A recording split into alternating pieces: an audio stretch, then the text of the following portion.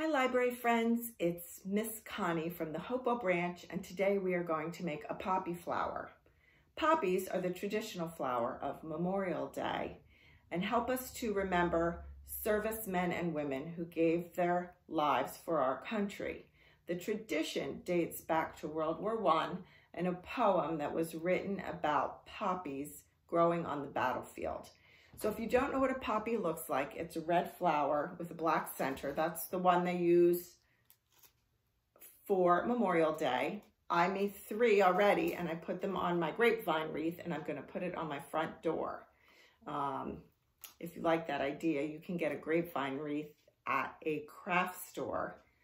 They're very reasonably priced, and don't forget to take a coupon.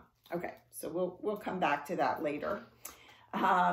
So this flower is really easy to make. All you need is tissue paper and chenille stems. So I have a piece of dark tissue paper here for the center. Black would be best. This is navy blue, but you really can't tell the difference. So dark tissue paper for the center and red tissue paper for the outside. And we're going to use the chenille stems to hold the whole thing together. So for templates for my circles, today I'm going to use cans from the pantry because they're just the right size. So I need a smaller circle. This is tomato paste. That's for the black tissue paper. And I have crushed tomatoes, a bigger circle for the red tissue paper. And I'm going to take a pencil and I'm going to draw. I've folded the tissue paper so that there are 4 layers. And I'm going to go around the tomato paste twice. And then I'm also going to go, around the crushed tomatoes can twice. And that way I will have 4 plus 4 red and 4 plus 4 dark tissue paper for a total of 8 layers of each. So 8 layers of my center and 8 layers of the outer part of the flower. And then I'm going to take my chenille stem, and I have curled the top here down for 2 reasons. One is because it's pointy and you want to turn that down, but also it makes, when you make it rounder like that, it will hold all your little tissues into place. So first I'm going to take my centers, 8 of them here, and I need a tiny little hole in the middle to put the chenille stem. Now, your chenille stem would go through maybe 2 at a time. It won't go through 8 at a time. So you can either take the time to do 2 at a time, or I'm going to snip mine. So I'm going to fold it in half, and then I'm going to fold it in half again, just to show me where the center of the flower is, and give it a little snip. So you're going to need a child-friendly scissors, or you need a grown-up to help you give that little snip. You really don't want the hole to be too big. Okay. Same with the outer flowers. I folded them in half and in half again, just so I would know where to give the little snip, and a tiny, tiny snip, okay? All right, so then we're gonna take our chenille stem. We'll put it through the dark tissues first. If I can find the center. Let's see here. I made a teeny tiny hole. It's not easy to find the center.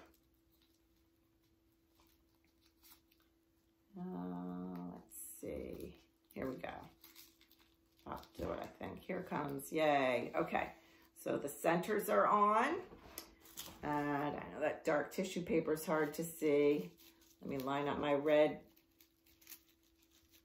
tissues again. And okay, so basically your flower is together, but it's very flat. So you want to take each layer and pull it up around that center, one by one, and give it a squeeze, even a little bit of a smush, to give the flower some shape. So you want it to be kind of fluffy, not too flat. Now, so you're going to do 8 layers of the dark tissue all the way down there, all the way to the bottom. So 8 times. And then when you get to the red, you're going to do 8 of the red tissue.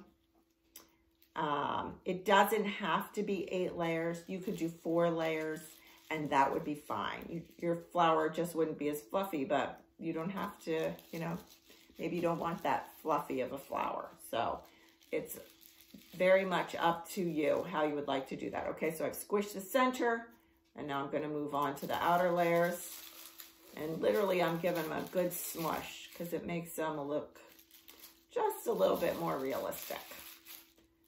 Okay, 3, 4, 5. I'm going to cheat a little here and do them all at once. So you can do that too. You don't have to do every layer individually, but it might turn out nicer if you do it that way. Okay, and then I'm just going to go back and flatten it out a little bit. It doesn't have to be all too tight. But once you've squished it all those times, it does give it a nice shape. I hope you can see that. And we have a nice flower for Memorial Day. So you can put it on a wreath like I did, or you can wear it in a buttonhole, stick it in a buttonhole. This end of the chenille stem is sharp too, so you want to roll that up just a little bit so nobody gets stuck. And you'll have a nice flower to remember our servicemen and women by for Memorial Day. And I hope you have a nice Memorial Day weekend with your family.